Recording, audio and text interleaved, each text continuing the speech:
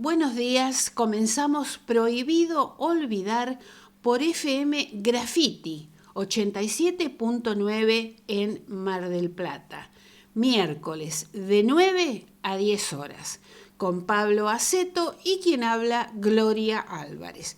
Bueno, vamos a saludar ahora a Pablo Aceto.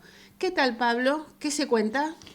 ¿Qué no se cuenta? Bueno, feliz mañana a todos los amigos de Graffiti, de el canal Prohibido Olvidar.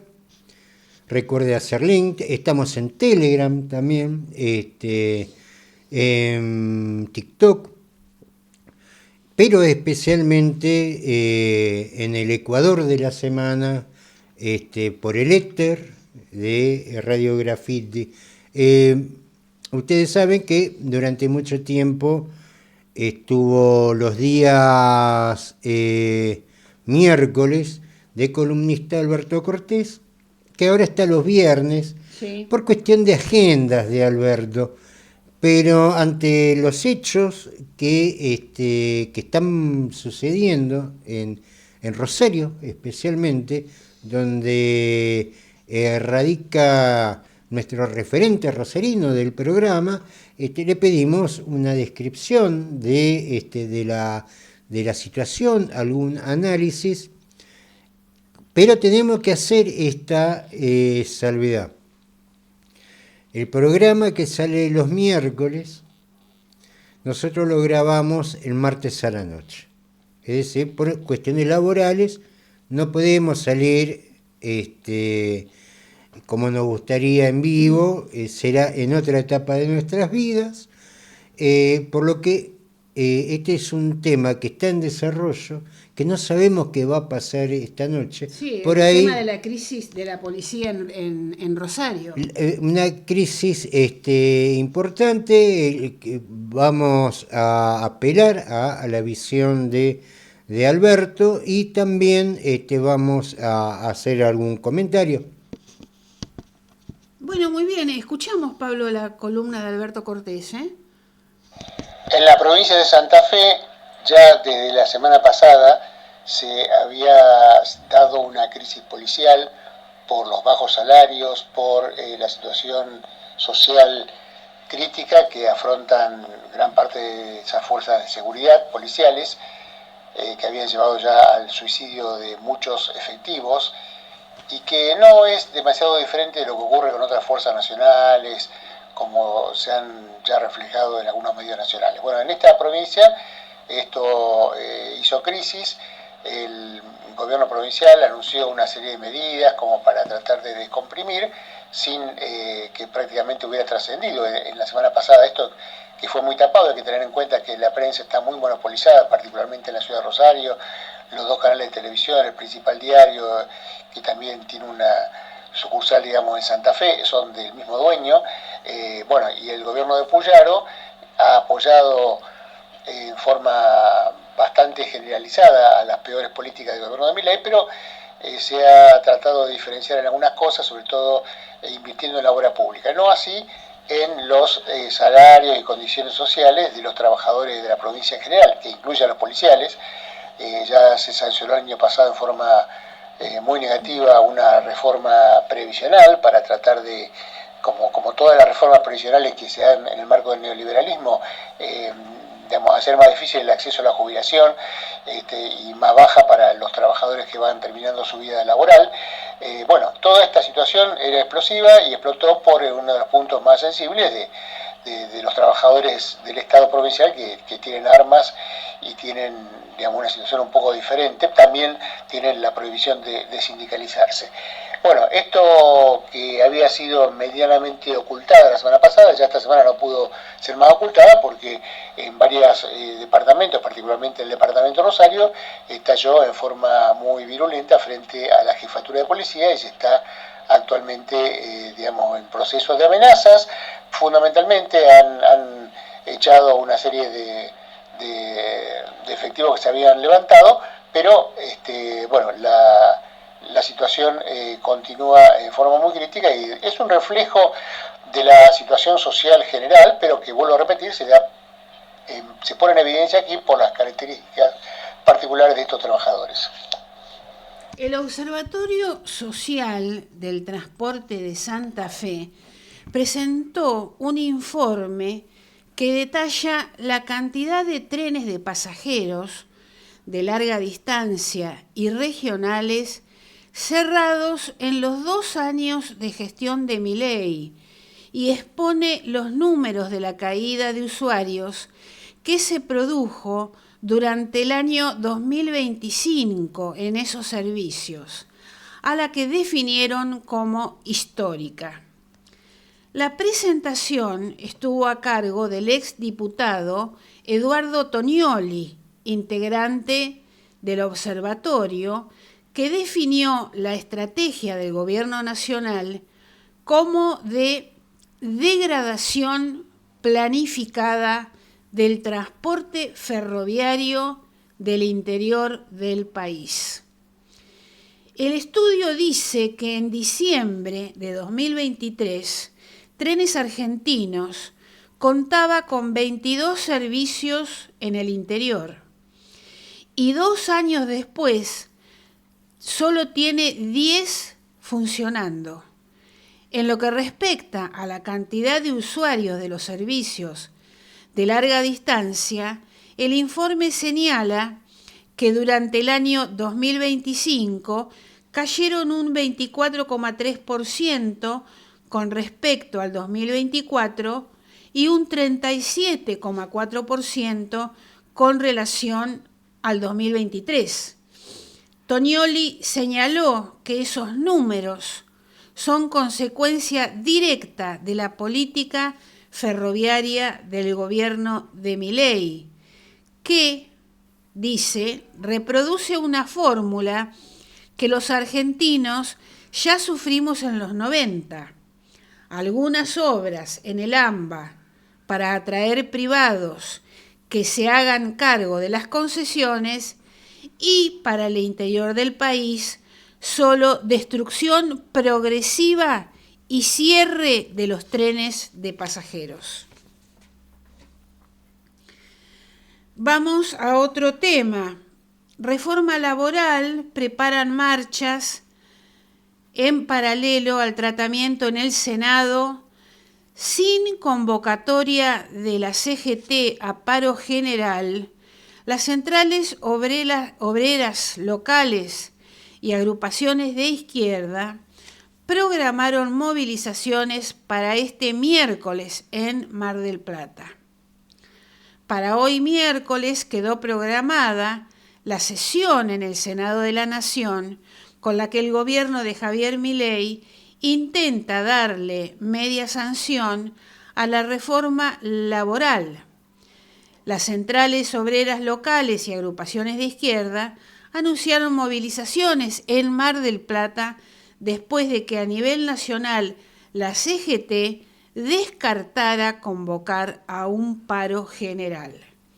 La formalización de la convocatoria a sesión de la Cámara de Senadores para hoy miércoles a las 11, con el objetivo de tratar el proyecto de ley de reforma laboral impulsado por el gobierno, derivó en definiciones en torno al plan de lucha de sectores gremiales y de izquierda que ya encabezaron a nivel nacional y en Mar del Plata una jornada de protesta en diciembre cuando se presentó el proyecto. La primera definición llegó el viernes cuando la CGT a nivel nacional descartó convocar a un paro general para hoy miércoles en paralelo al tratamiento del proyecto en el Senado y en cambio llamó a una jornada de movilización en todo el país. En ese marco, durante este fin de semana, la seccional local de la CTA de los Trabajadores difundió la convocatoria a una movilización junto con la CTA Autónoma y la CGT en Mar del Plata para hoy miércoles, a partir de las 17, con punto de concentración en la zona de Plaza Rocha, en Luro y 14 de julio, para lo que se presume que va a ser una marcha hacia el centro. No genera empleo, precariza y facilita el despido injustificado, dijeron en torno al proyecto de ley. En paralelo, organizaciones de izquierda como el Polo Obrero, el MST, el PTS y el Espacio Sindical de Base difundieron también una convocatoria para la misma zona a partir de las 16 horas, en lo que llamaron una jornada de paro activo y contra la reforma laboral esclavista, que además de la marcha incluirá un acto de cierre. Bueno, esta es la actividad que se va a desarrollar en Mar del Plata. Lógicamente, durante el miércoles que se va a discutir esto, esta parada policial, este autocuartelamiento, coincide con el debate de la ley de la reforma laboral, que tiene muchos de los elementos que se estaban discutiendo. Coincide también con la discusión de paritaria de estatales de la provincia de Santa Fe, y que no coincide en ningún sentido con las acciones de la CGT, y esto hay que decirlo. Hay modificaciones, vamos a ver cómo salen, aparentemente estarían, y hay cuestiones que son francamente vergonzosas. La inacción de la CGT coincide con una negociación donde en esta ley no, ¿qué es lo que consiguen el sindicalismo? Mantener la recaudación de las obras sociales y el aporte solidario, que es obligatorio. A cambio de no llamar al paro general. Ahora, fíjate una cosa. ¿Dónde se generó movilización y conflicto? Ahí donde no hay sindicato, en la policía. Sí. Notable. Sí. Yo siempre, alguna gente lo ha interpretado mal, pero desde que está la ley donde regula la actividad sindical, entre ellos lo que reglamenta la ley de huelga, que yo siempre estuve en contra, pero ¿desde cuándo nos tienen que regular con ley de huelga? Y uno dice, no, porque esto es para defender. No, minga, que te defiende.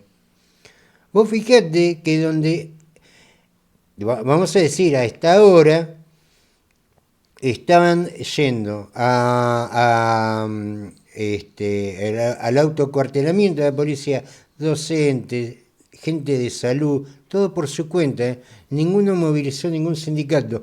Mañana están discutiendo las paritarias y no movilizan hoy. No sé si se entiende. Y se genera conflicto ahí donde no hay sindicato.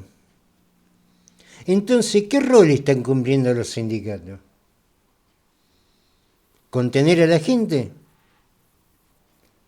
Mientras tengan el curro de las obras sociales, que eso no se lo dio Perón, eso se lo dio Onganía.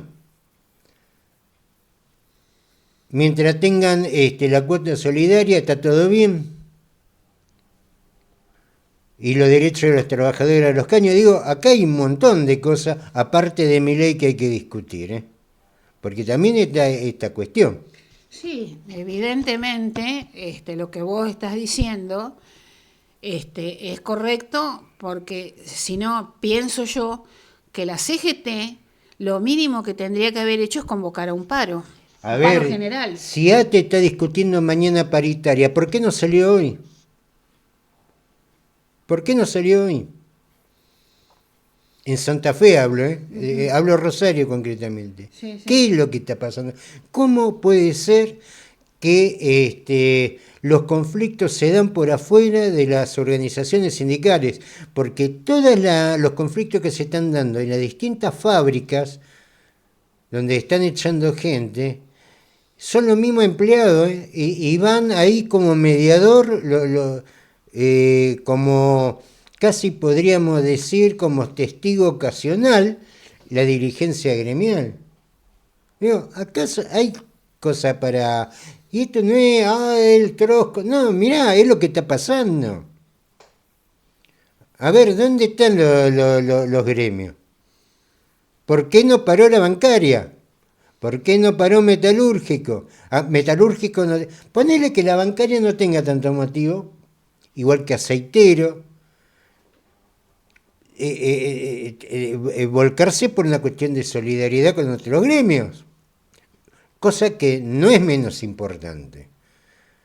Ahora, metalúrgico no tiene ningún problema, no paran. La UTA, ¿está todo bien? Están bárbaros los muchachos de la UTA. La UOCRA está espléndido, porque no paran. ¿Qué es lo que se está...? ¿Cómo puede ser que el tema de la... Es más, si la policía tuviera sindicatos, seguramente que no hacen este paro.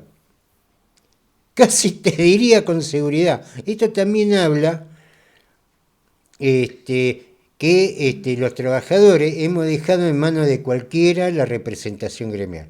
Esto hay que decirlo también.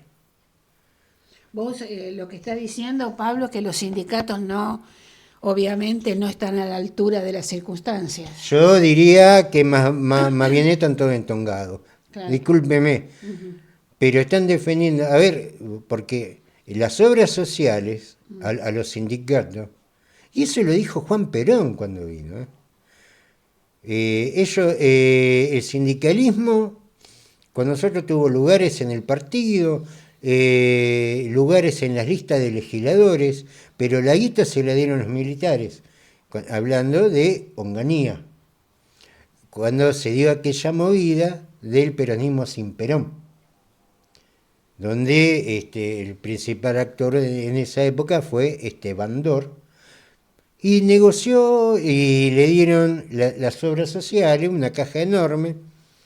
Eso le sirvió para mantener esa fuerza que se conocía como peronismo sin Perón, propio de los legalistas, de los azules, que nació en aquel conflicto del año 62 y 63 entre azules y colorado, que ellos se conocían como legalistas, que eran los que apoyaban la CIA, y que también sirvió para voltear el gobierno de Ilia, ¿no? Por supuesto, ya que van por todo.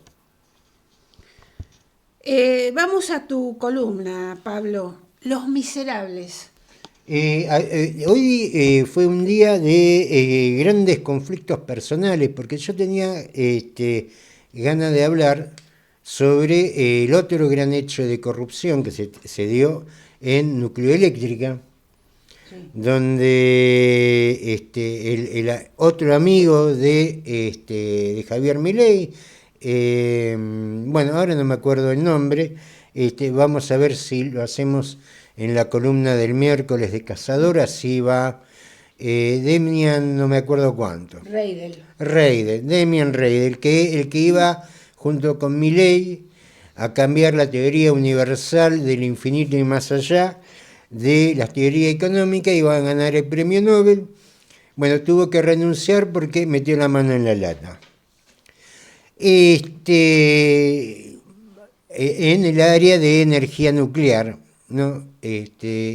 Digamos, vaya lugar chico donde se le ocurrió hacer todo este tipo de desarreglos, llevar un montón de asesores, todo de él, algunos quedaron. Después, bueno, se dio lo del tema de las estadísticas, el tema de la inflación, que está muy vinculado con esto, con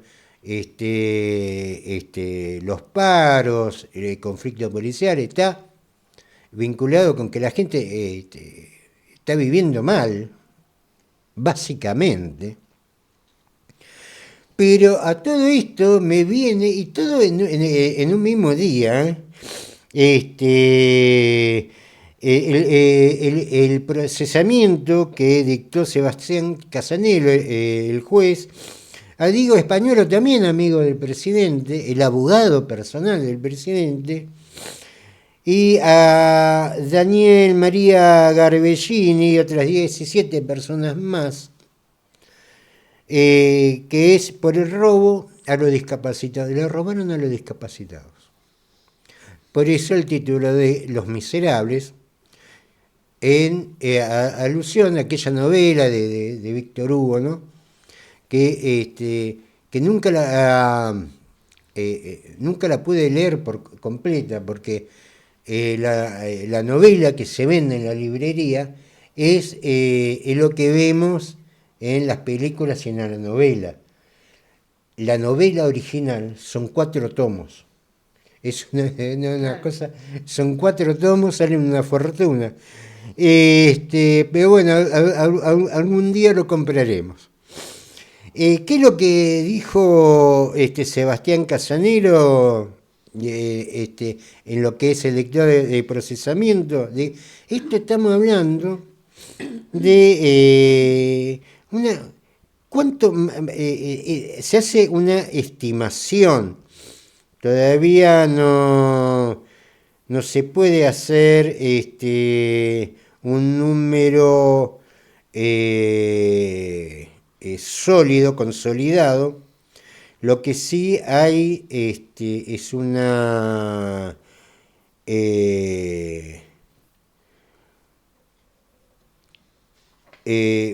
estimación de 37.000 millones de pesos, que es lo que se le robó a las personas con discapacidad. 37.000 millones de pesos. Es una estimación lo que se estima. En principio. Falta completar la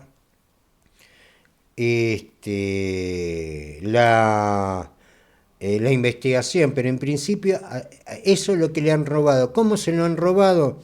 Que están quitándole prestaciones, dando de baja pensiones, sacándole los remedios. Así es como hicieron una plata para afanársela. Así de sencillo. ¿Qué es lo que dice el juez Casanelo? Que espero que no me defraude, porque uno siempre le ha puesto fe a un montón de gente que después, bueno, hasta ahora es mi ídolo. Esto en los autos, ¿no? Acusó al ex titular de ese organismo, estamos hablando a Diego Españolo, que es el abogado personal de Javier Milei, de negociaciones, lo voy a leer textual, negociaciones incompatibles con el ejercicio de la función pública en calidad de autor, defraudación por administración fraudulenta agravada por haber sido cometida en perjuicio de la Administración Pública Nacional, en calidad de autor y cohecho pasivo en calidad de autor, de las cuales concurren idealmente entre sí, y asociación ilícita en calidad de jefe. ¿Qué es lo que se ventila de acá en adelante? Bueno, entre ellos está Miguel Calvete, su hija Ornella, Pablo, la hija de Pablo Chabayán,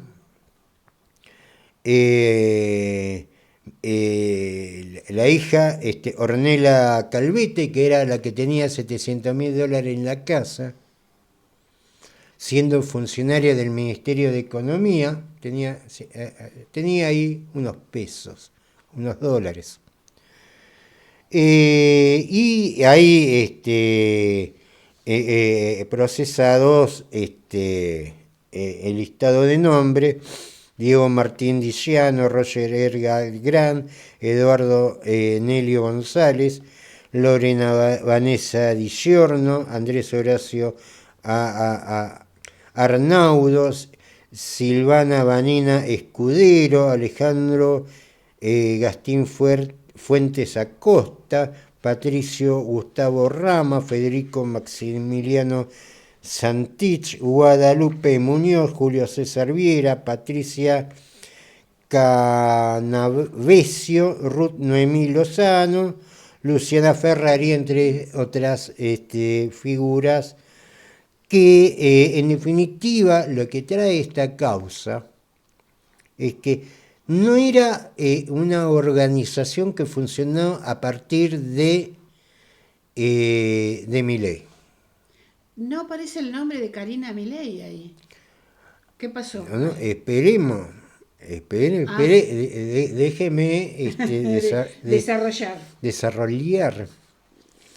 Esta organización comienza a funcionar porque de hecho funciona con gente que no está en el Andes, sino que está desde afuera, que entre lo que aparece, el famoso llamado el helvético, que eran los dueños de la Suiza, la farmacéutica, que era la que pasaba los sobreprecios y la que después, a través de un mecanismo bastante aceitado, iba repartiendo. Esta organización funcionó a partir del gobierno de Macri. De hecho, Garbellini es de esa época. Habían armado todo un sistema donde, por supuesto, a fuerza de sobreprecios, en el Andes, y el juez Casanelo habla que de otros espacios más, donde también involucra, por ejemplo, la obra social de militares, policías, también el hospital de la policía, que ahora no me acuerdo el nombre, todo en quiebra, por supuesto, y si se paga más caro de lo que vale la cosa, lógicamente va a entrar en quiebra, todos. Que venía funcionando ya como una empresa. Usted me dirá, ¿y funcionó durante la época de Alberto? Sí, funcionó durante la época de Alberto. ¿Lo habrán visto? No lo sé. ¿Fue partícipe Alberto? No. Para el caso da lo mismo, porque de hecho en el Andis Alberto nombró funcionario. Es raro que no lo hayan visto. Digo, esto hay que decirlo. ¿Cómo? A ver, estuviste 4 años en el gobierno, pusiste funcionarios tuyos frente al Andis, que no vieron nada, que eso estaba funcionando desde la época de Macri. ¿O era una concesión a Macri? Pero, durante la época de Alberto, ¿funcionó esa red de corrupción? Sí. Armaron una empresa independientemente de lo ideológico. Lo que no se sabe es, durante la etapa de Alberto, ¿qué es lo que... Digo, era tan inútil que no lo vieron?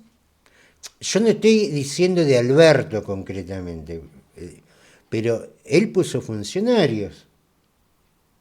Vamos a decir su nombre en algún momento. No veías nada, no te pareció que era demasiado caro algunas cosas. Es cierto que hubo una maniobra más de disimulo. Había otras concesionarias que ganaban, cosas así, se manejaban más discretamente, pero funcionario estaba funcionando. Es decir, a ver, si vos vas a una repartición pública y tenés un área donde haces los contratos y las licitaciones y por ejemplo, proveedores, ¿qué te vas a fijar primero? Eso te vas a fijar primero. ¿Qué pasa con la guita? Es decir, si vos asumís una repartición pública, un negocio o lo que sea, lo primero que vas a ver es qué pasa con la guita. ¿Qué es lo que estás pagando? ¿Qué es lo que estás dejando de pagar? Bueno.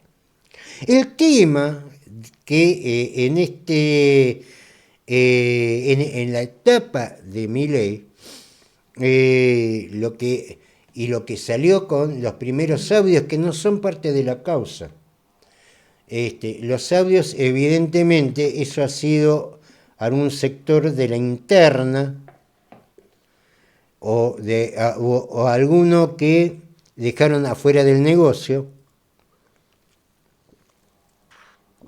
que tomó esas grabaciones, la compaginó, dio inicio a la investigación, pero no es parte de la investigación porque no es la grabación entera, está editada, pero sí inició la investigación. Algunos dicen que puede ser que sea producto de un Macri rencoroso, pero esto también le pega a él.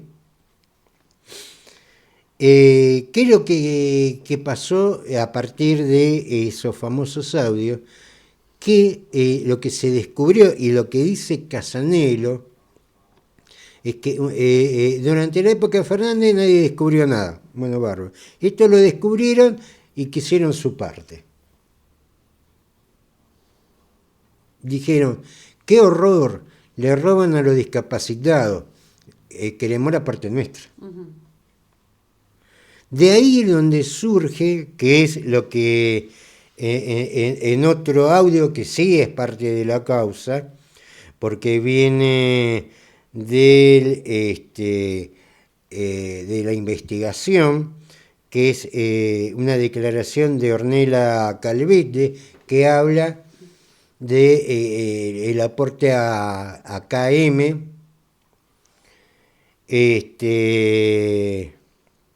y que habla, aparte del audio de Españuelo, que no está en la causa, donde aparece el 3% para Karina. Que en realidad lo que había era un 8%, sí. Pero bueno, había que repartirla por distintos lados, eso sí, no eran excluyentes. Toma un pedacito para vos, era la guita de los discapacitados, los remedios de los discapacitados. Sí. Y se la repartían entre ellos, y en esa salida estaba el 3% para Karina, que aparentemente, por lo que dicen, era para la campaña electoral, ¿no? Y todo ese tipo de cosas, que todavía... en el juicio, en la investigación, hay que ver qué es lo que pasa si empiezan a apuntar para arriba. ¿Qué es lo que puede pasar? Bueno, eso lo veremos. La idea es que al estar imputado en calidad de jefe, Diego Españuelo, empiece a decir, no, yo no soy el jefe, hay más para arriba. Esto, buscar ponerlo como arrepentido y empezar a denunciar para arriba. Esto también se suma a lo de las termonucleares, donde también fue expulsado el otro amigo, Demian Reeder, el que iba a sacar el premio Nobel con Milei, y que se puso a afanar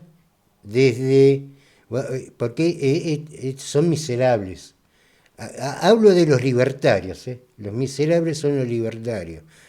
Le roban a los discapacitados, roban en las centrales atómicas con la empresa de limpieza. Los Caputo, los Macri, otros roban en grande, te arman deudas externas. Esto, el 3%, todo el ratonaje es libertario. Desde el primer día vinieron a robar. No, y lo que dice Casanelo es eso. Vinieron a robar.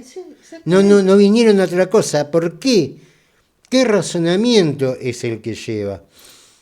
Sería por ahí largo, son varias hojas, pero el concepto de Casanelo es que vinieron a robar. ¿Por qué? por toda la maniobra previa. Dar de baja pensiones, dar de baja medicamentos, dar de baja esto, para generar un capital para afanártelo. Claro. Dice, todo eso fue para no gastar la plata en las prestaciones y poder afanártela. Porque si pagás los medicamentos, pagás los transportes, pagás los colegios. No queda nada para robar. ¿Y qué robar? No tenés nada para robar. En cambio, sí. Y que incluso ya también están hablando de, por ejemplo, el caso de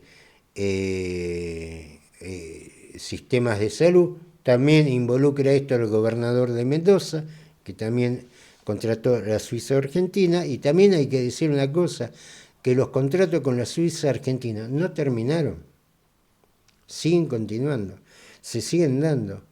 Entonces, cuando te decían que se robaba en el Andi, y sí, tienen razón, robaron un montón. En la época de Macri, en la época, también uno supone que en la época de Fernández, por ahí en ese momento eran más disimulados, pero durante la época de Milei fue, a tal punto fue escandalosa que saltó. Por lo común estas cosas saltan cuando se sobredimensionan. ¿Por qué? Porque siempre aparece uno que se entera y en vez de denunciar pide su partecita. Entonces ya ya empiezan a ser sobreexageradas las sobrefacturaciones. Claro, ya hay más para repartir, ya tiene que repartir entre más gente. Y ahí andamos. Yo lamentablemente, y tengo que decir, que yo sé que esto a la gente no le importa. La corrupción en este país no importa. Si estás bien. El tema que tanta corrupción en algún momento te voltea. Pero yo sé que con esto no se gana voto, ni se pierde voto. De hecho, esto saltó antes de la elección y ganó la elección. Y ganó Milei igual. Y ganó Milei igual. Fuyaro, lo que está hablando de la reforma previsional que se hizo en Santa Fe fue antes de la elección y Fuyaro ganó. Entonces, evidentemente, yo tuve una discusión con una señora que les digo, una cosa es la poca formación por ahí cultural y otra cosa es ser imbécil. Hay gente muy formada que es imbécil. ¿Qué es lo que me discutía esta señora? Que había mucha gente joven que moría de ataque cardíaco por culpa de la vacuna del COVID. Lo he escuchado en muchas. Ahora, claro, era la vacuna de COVID. No es que la gente anda a los saltos por la guita, que no puede pagar la luz, que no puede pagar el colegio, que no puede pagar los servicios, que por ahí no sabe si lo van a echar, que por ahí está trabajando de policía y después sale a hacer Uber y el corazón le estalla. Ahora, para esta señora, que un tipo esté estresado, una persona esté estresada, por ahí haciendo su trabajo y haciendo dos changamá, que no pueda pagar el alquiler, que no pueda pagar la luz, que por ahí se tenga que restringir en comida, en ropa y eso, para ella era más verosímil que le haya matado la vacuna del COVID que todo eso. Digo, eso es ser imbécil. A ver, la explicación es la más lógica. Si una persona está...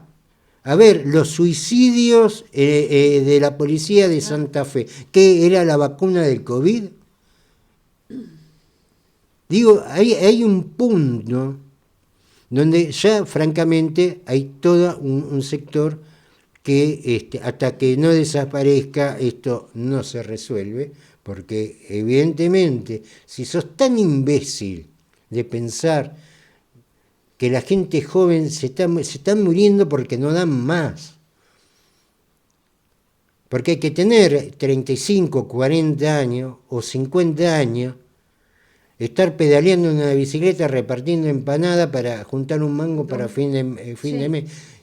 Y claro, y tuvo un ataque cardíaco. ¿Y cuál es la culpa? La vacuna del COVID. Me hace acordar, había un chiste donde aparece, ¿no? Los esclavos arrastrando los rocas, grandes bloques de rocas, que era para hacer las pirámides de Egipto, ¿no? Y entonces un esclavo le decía al otro, dice, en algún momento en la historia la gente va a reconocer lo que fue nuestro esfuerzo. Y aparece siglo después una turista mirando las pirámides diciendo, esto lo hicieron los ovnis. Sí, es verdad eso. Sí, lo escuché eso.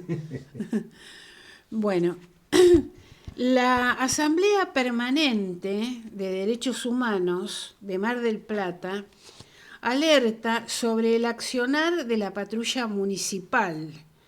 Anaí Tanguiquian, copresidenta de la Asamblea Permanente de Derechos Humanos de Mar del Plata, expresó su preocupación por lo que considera un ataque a los derechos humanos en la ciudad y a nivel nacional.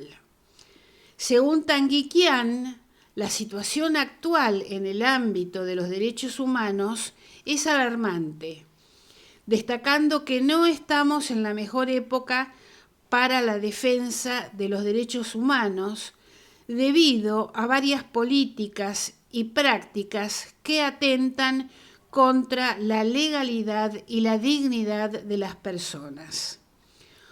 Uno de los puntos centrales de su denuncia es el accionar de la patrulla municipal de Mar del Plata, que según la dirigente ha ido más allá de su rol original de grupo urbano de control, convirtiéndose en una fuerza parapolicial. Tanguiquian enfatizó que esta fuerza no tiene competencia legal para detener personas ni para ejercer violencia, y destacó que la misma ha sido responsable de prácticas abusivas como la sustracción de pertenencias a personas vulnerables, promoviendo además, a través de las redes sociales, discursos de odio y estigmatización. La población no puede permitir que el Estado ejerza acciones ilegales, señalando que la actuación de la patrulla municipal afecta no solo los derechos de algunos individuos, sino a la vigencia del Estado de Derecho y el orden democrático en general.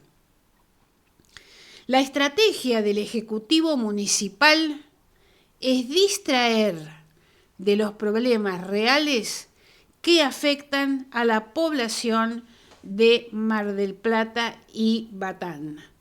Muy bien, este es un comunicado de la Asamblea Permanente de Derechos Humanos, por supuesto se refiere a los abusos que comete esta patrulla municipal contra la gente que está en situación de calle.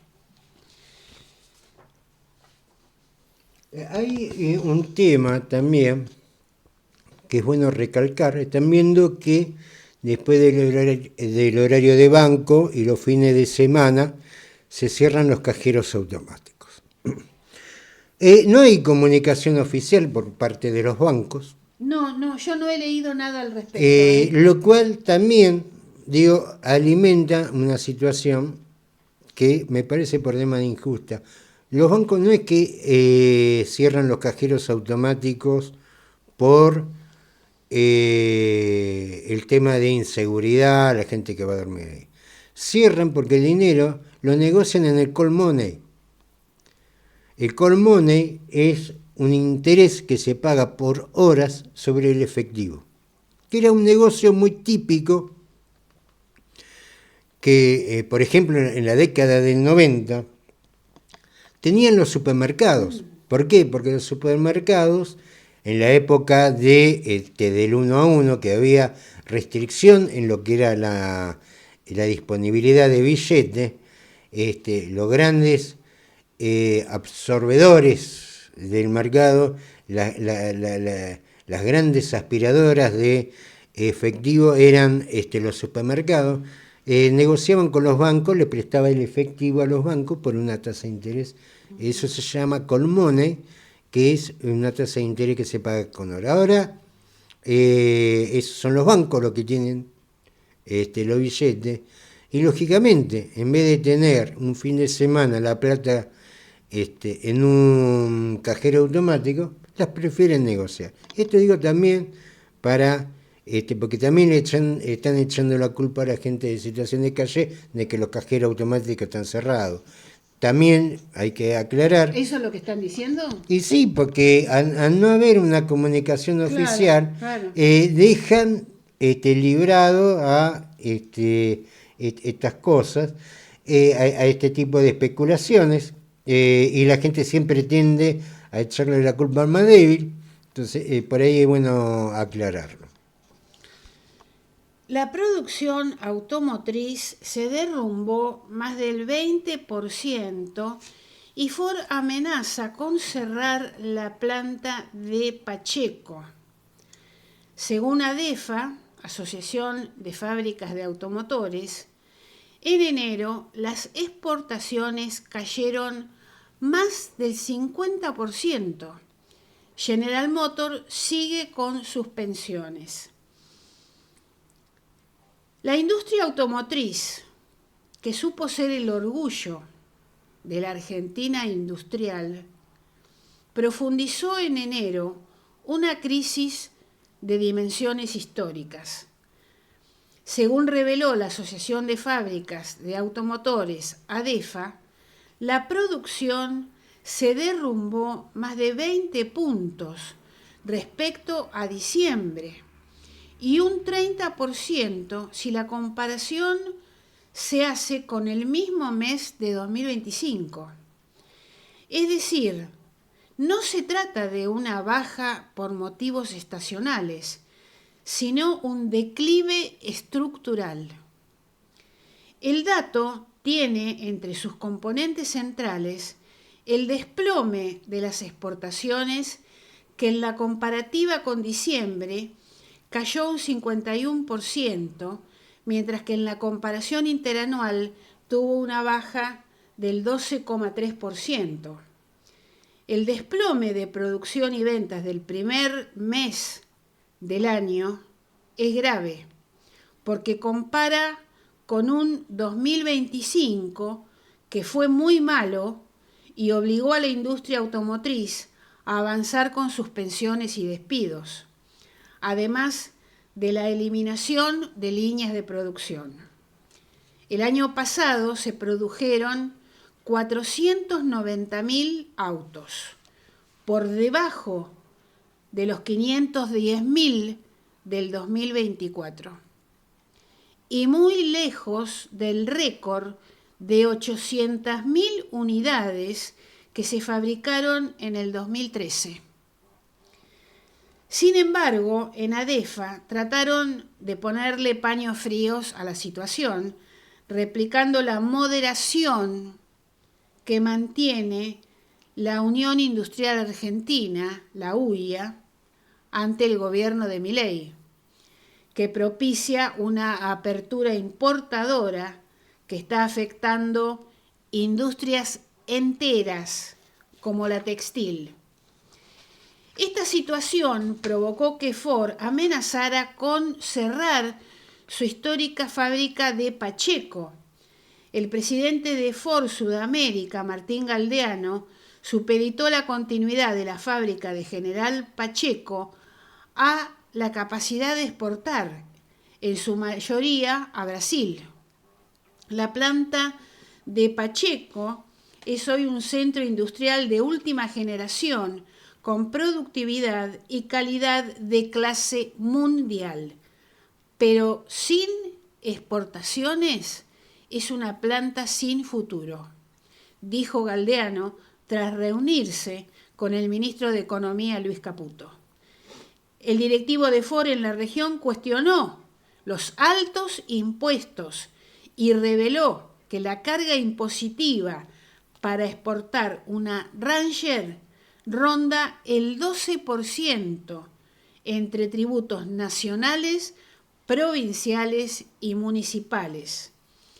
El desplome registrado en el arranque del año, que marcó el peor enero en 6 años, pegó en toda la cadena y hay autopartistas que ven un 2026 con fuertes recortes. Bueno, la industria automotriz, nosotros ya hemos leído varios informes, viene de mal en peor. Y es una de las industrias más vinculadas con la cuestión energética. Bueno, de hecho ya creo que en Santa Isabel, no sé qué es lo que se está fabricando ahora, creo que no se está fabricando nada. Estaba el Frontier, el Alaska, iba a venir Mercedes, iban a hacer las trillizas de oro, era todo igual pero con distintos símbolos. Pero no importa, era un montón de trabajo para gente. ¿Pero cerró? No cerró, se fueron a México. Bueno, más o menos lo mismo.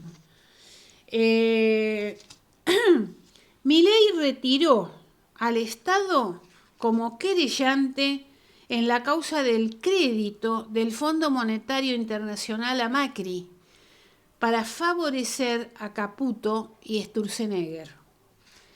La jueza Capuchetti quiso enterrar la investigación el lunes, pero el fiscal Picardi apeló la decisión.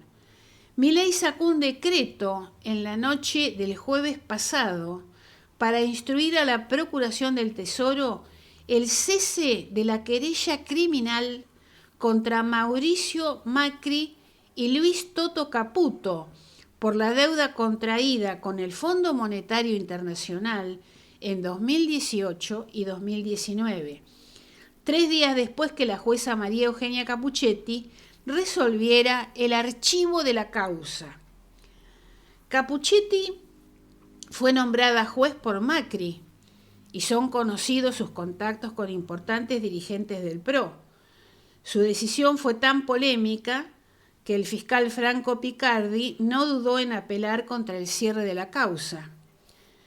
Pero con una sintonía notable, apenas 72 horas después, Milei retiró entonces al Estado de la causa que debía investigar el destino de los más de 41.000 millones de dólares que el Fondo Monetario le dio a Macri y se evaporaron en las corridas que enfrentó el expresidente.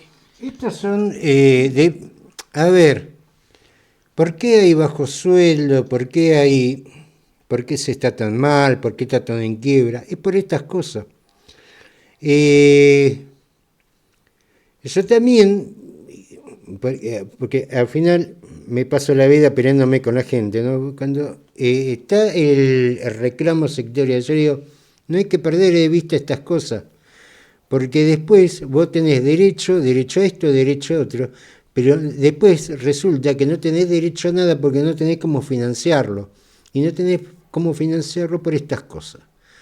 Cuando los recursos naturales están extranjerizados, cuando el sistema bancario está extranjerizado, cuando desde privados manejan tu comercio exterior, encima te endeudás y de esa plata nadie, primero, te endeudás ilegalmente,